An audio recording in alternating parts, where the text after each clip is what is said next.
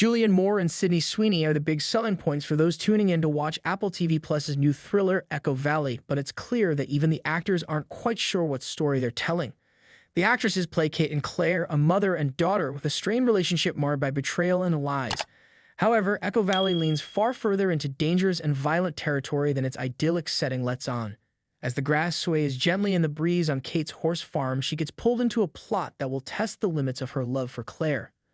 Unfortunately, the test is not as shocking as one might hope based on how Echo Valley sets the stage for its story. Written by Brad Inglesby, who created and wrote Mare of Easttown, a much more effective exploration of a mother struggling with grief, Echo Valley is an echo of the themes Inglesby was channeling then.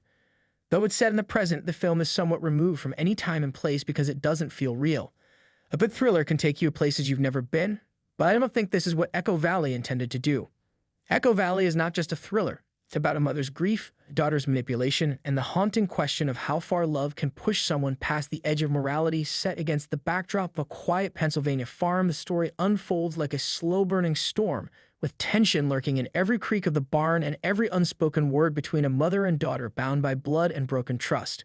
We meet Kate Gerritsen, a woman stuck in the fog of heartbreak. The death of her beloved wife, Patty, has hollowed her out emotionally. She lives alone at Echo Valley Farm, where silence and solitude have replaced the life she once knew. Her horse trading business is on hold, her barn is falling apart, and even the animals seem to echo her sorrow. She refuses help either out of stubbornness or guilt and is barely holding it together. Forced by financial ruin, Kate reaches out to her ex-husband, Richard, for a check to repair her crumbling barn. It's a pride-swallowing moment for her, but she does what she must. Returning home, she expects nothing more than another day of silent chores, but instead finds her daughter Claire unannounced and visibly shaken, waiting on the porch. Claire's sudden visit is not a family reunion. She's frightened, on edge, and her clothes are stained with blood. When Kate, desperate to reconnect, questions her about missed messages, Claire brushes it off. Her boyfriend Ryan supposedly threw her phone into the ocean. A prank war, she calls it. She retaliated by tossing his duffel bag into the river. Harmless fun, right? Wrong. That bag didn't just hold clothes. It held drugs.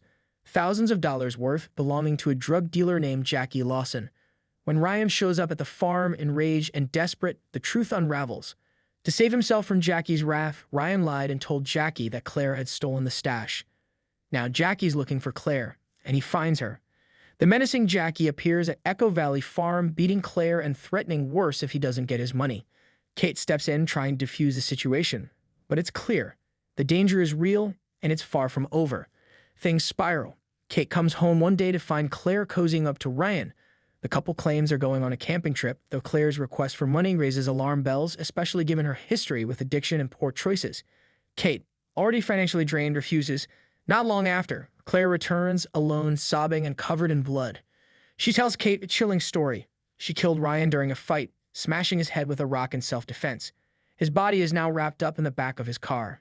Stunned but unwavering, Kate chooses to protect her daughter.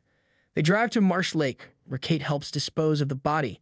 She even uses Richard's money to pay Jackie off. It's a massive, illegal, irreversible move, but it's what she believes she must do for her child. But then the biggest Chris drops. Ryan isn't dead.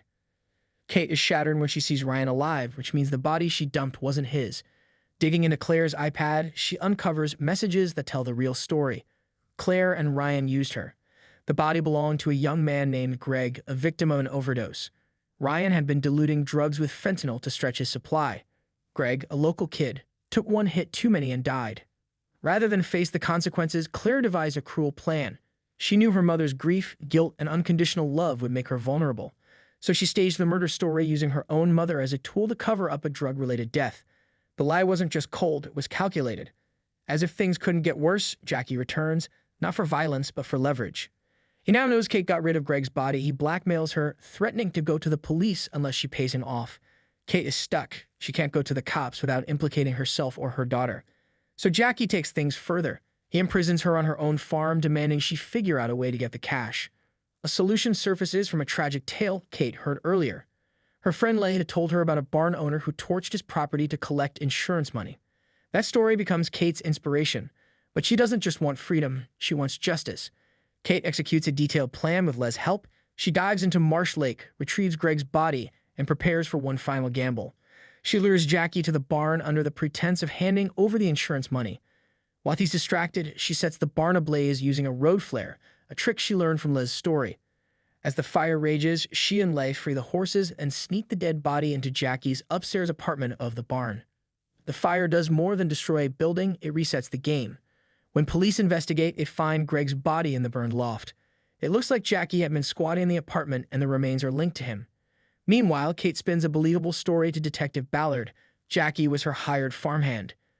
She even has text records, bank statements, and a witness, Emma, a client who met Jackie earlier, to support her version.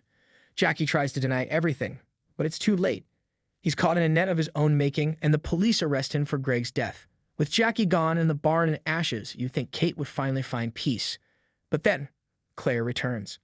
Earlier, she had texted her mother asking if she could ever be forgiven. The text, but unanswered. Still, she shows up again as if nothing has happened. As if all the lies, manipulation, and near ruin could be washed away with another visit. Kate stands at the door. Her dog, Coop, barks. He only barks like that for one person. She knows it's Claire, and now she's faced with a brutal emotional choice. Open the door and risk restarting the same cycle of heartbreak and chaos, or leave it closed and finally put an end to the pain her daughter brings with her. The story ends there. No clear resolution, just a choice. A mother staring down the past and future, unsure which one she's ready to live with.